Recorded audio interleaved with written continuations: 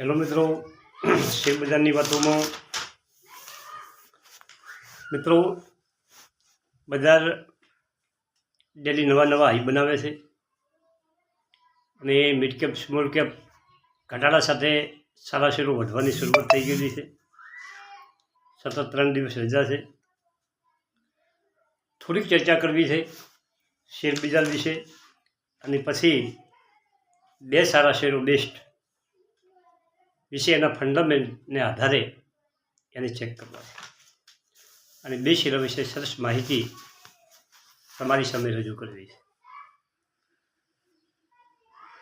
આ ઇન્ફોર્મેશન છે અને મિત્રો કોઈ પણ શેર વિશે ચર્ચા છે વિડીયોમાં તો એ શેરને તમારે ચેક કરી લેવાનો છે, એના ફંડામેન્ટ ચેક કરવાના છે, એની તમામ પાસાઓ ચેક કરી એમાં રેખી કરવાની છે અને ખૂબ વિચાર કરી અને પછી જ આગળ વધવાનું છે.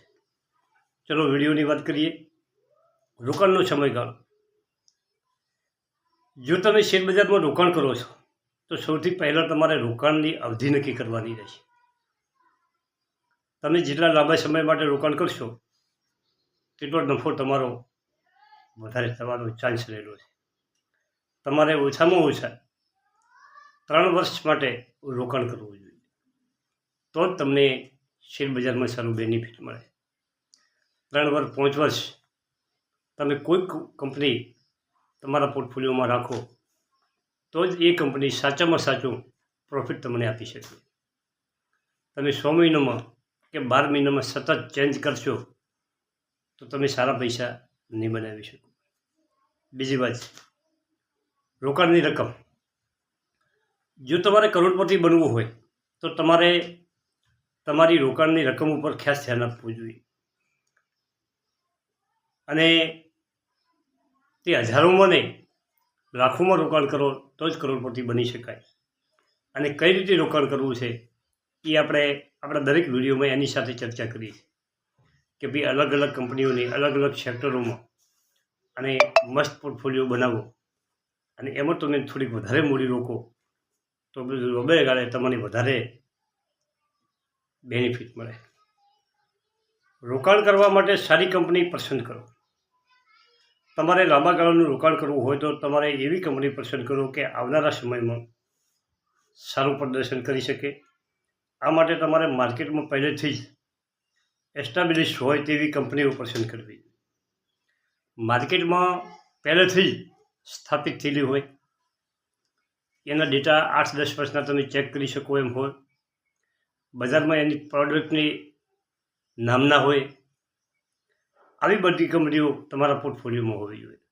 મિત્રો, પોર્ટફોલિયો ગમે તેવો બનાવો, પરંતુ રિલાયન્સ, TCS,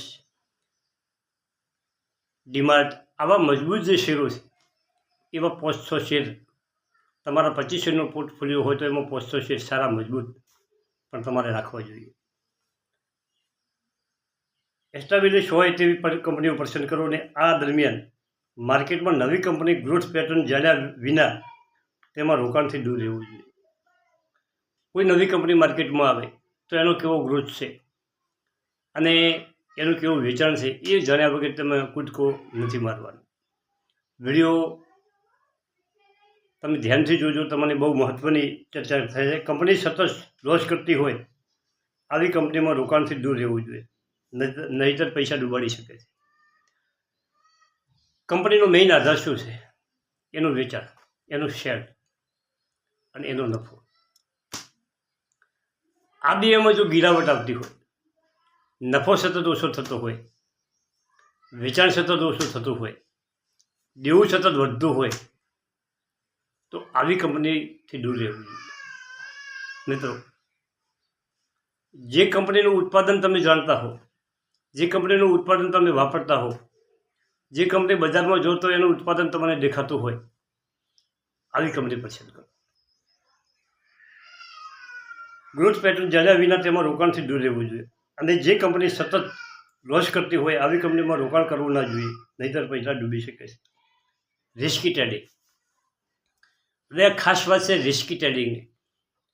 કે જો તમે ઇન્વેસ્ટની સાથે સાથે જો ટ્રેડિંગ કરતા હો, ઇન્વેસ્ટ તો આપણે બધે કરવાની ઇન્વેસ્ટ ઉપર ભાર મૂકે છે, પરંતુ કોઈ માણસો ટ્રેડિંગ કરતા લેતા હોય ને અઠવાડિયે વેચતા હોય, 10 દિવસે વેચતા હોય, કાયમ વેચતા હોય, એને ટ્રેડિંગ કરતા હોય. પણ રિસ્કી ટ્રેડિંગ, જેમાં મોટું રિસ્ક છે, એવા ટ્રેડિંગથી દૂર રહેવું જોઈએ.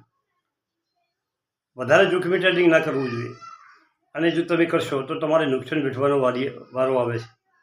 રિસ્ક લેવાથી તમારા પૈસા સુરક્ષિત તમે નહીં રાખી શકો. અને જો પૈસા સુરક્ષિત નહીં રાખી શકો તો નવા પૈસા તમે રોકાણ નહીં કરી શકો. તમારા પૈસા શેરબજારમાં 1 રૂપિયો પણ ઓછો ના થવો જોઈએ. મિત્રો, હવે આપણે 2 કંપનીની વાત કરવી છે. આ 2 કંપની સ્ટીલની સેક્ટરની કંપનીઓ છે. એપીએલ એપોલો પાઇપ બનાવવાનું કામ કરે છે, સ્ટીલની પાઇપ, અને આખા ભારતમાં પથરાયેલી કંપની છે. 3500 એના સારા પ્લાન્ટો છે, અને કંપની 1582 ઉપર ટ્રેડ થઈ ગઈ છે. હમણાં કંપની આ 1300 આસપાસ ચાલતી હતી, 1800થી નીચે 1300 આવી અને 1300થી સડસડાટ કંપની ઉપર જઈ રહી છે. 43,922 કરોડનું માર્કેટ કેપ છે. મિત્રો, મિડકેપ કંપની છે, અને પીએ 57.31 છે. પીએ થોડો વધારે છે. હવે આવી કંપનીમાં રોકાણ કરો, અને જો લાંબા ગાળાનું રોકાણ હોય તો તમારા પૈસા બને. મિત્રો, આ કંપની 2012માં તેના શેરની કિંમત 140 હતી. મિત્રો, અને જો કોઈએ 140ના ભાવના 500 શેર લીધા હોય તો એના ખાલી 70,000 રૂપિયા રોકાણ થાય. કંપનીએ એના સ્પ્લિટ શેર કર્યા 2 રૂપિયાના ભાવના, એટલે એના 500ના 2500 શેર થયા, અને એક બોના 5,000 શેર થયા.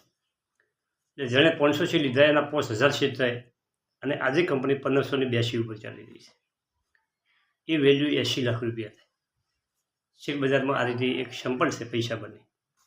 હવે કંપનીની વાત કરીએ તો કંપની ડિસેમ્બર સારામાં સારું ડિવિડન્ડ આપે છે.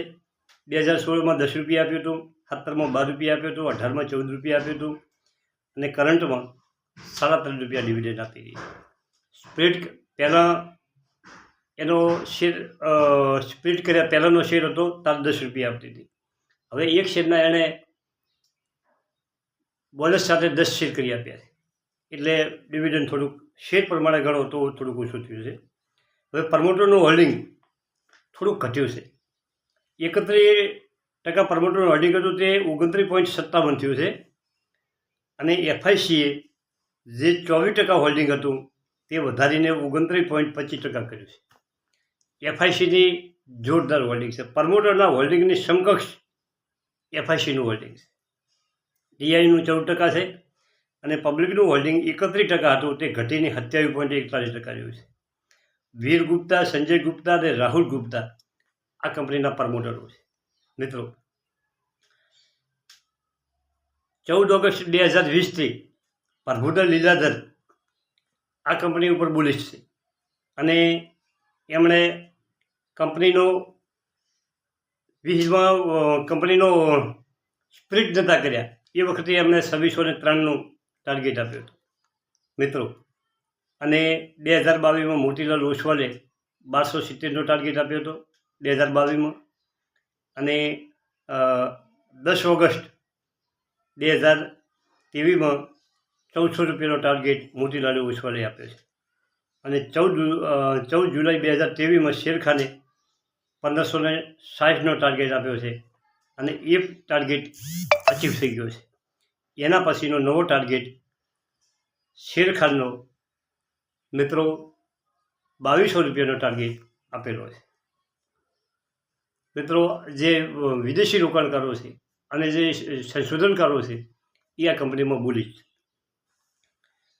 હવે આપણા જે વેચાણના આંકડાની થોડીક વાત કરીએ કે 19માં 7,152 કરોડનું વેચાણ હતું, 20માં 7,723 કરોડનું, 21માં 8,499 કરોડનું, 22માં 13,000 63 કરોડનું અને ટીવીમાં 16,165 કરોડનું દમદાર વેચાણ થયું છે. પરંતુ એના ક્વાર્ટરનું વેચાણ ગણો તો છેલ્લે ડિસેમ્બર ક્વાર્ટરમાં થોડુંક વેચાણ ઘટ્યું છે અને એટલે શેરમાં થોડોક ઘટાડો આવ્યો હતો, પરંતુ પાછો દમદાર વધી ગયો છે અને કંપની ગજબનું રિટર્ન આપ્યું છે. રિટર્નની વાત કરીએ આપણે તો કંપનીએ ટૂંકા ગાળામાં ખૂબ મોટું રિટર્ન આપ્યું છે. 3 વર્ષમાં 707% રિટર્ન આપ્યું છે. હવે બીજો શેર છે ડીપી વાયર. એકદમ છોટી કંપની, આપણે એવું જ કામ કરે છે. વાયર એટલે પાઇપો બનાવવાનું, વાયર બનાવવાનું કામ કરે છે, લોખંડનો વાયર. હવે એના 500 રૂપિયા તારી ચાલી રહ્યો છે. માર્કેટ કેપ છે 7,775 કરોડ. 1000 કરોડે પૂરું નથી અને એનો પીએ છે 18.67. એકદમ વેલ્યુએશનમાં સસ્તી કંપની. 18નો પીએ એટલે મફતની કંપની કહેવાય મિત્રો. હવે આ કંપનીએ તમને 1 મહિનામાં 15%, 3 મહિનામાં 40%, 1 વર્ષમાં 95% અને 3 વર્ષમાં 1,025% રિટર્ન આપ્યું છે. કંપની 2019માં 331 કરોડનું સેલ કર્યું હતું. 2020માં 283 કરોડ, થોડો ઘટાડો થયો હતો. 21માં 466 કરોડ, 22માં 713 કરોડ અને 23માં 1,214 કરોડ. દમદાર આગળ વધી રહી છે કંપની. નફો 19માં 17, 20માં ઘટ્યો હતો કોરોના વખતે 16, 21માં 24, 22માં 29 અને 23માં 41 કરોડનો નફો કર્યો છે મિત્રો. સારામાં સારી કંપની છે. હોલ્ડિંગમાં વાત કરો તો પ્રમોટરનું હોલ્ડિંગ 75% છે, એફઆઈસી 0.21 છે અને પબ્લિકનું હોલ્ડિંગ મિત્રો 25% છે. પ્રમોટરમાં આશાદેવી કટારિયા આ કંપનીના પ્રમોટર છે અને અમિતાભ બચ્ચનનું પણ કંપનીમાં 2% હોલ્ડિંગ રહેલું છે. આવી કંપનીઓ તમારા રડારમાં રાખી શકો છો. થેન્ક યુ, આભાર.